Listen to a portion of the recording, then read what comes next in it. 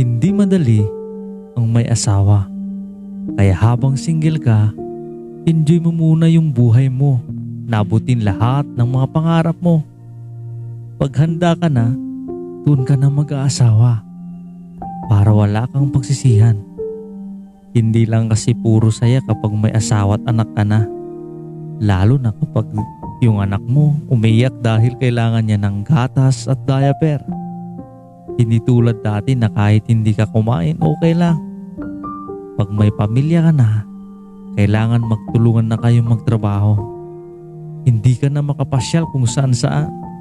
Kailangan magpaalam ka at meron ng limitasyon.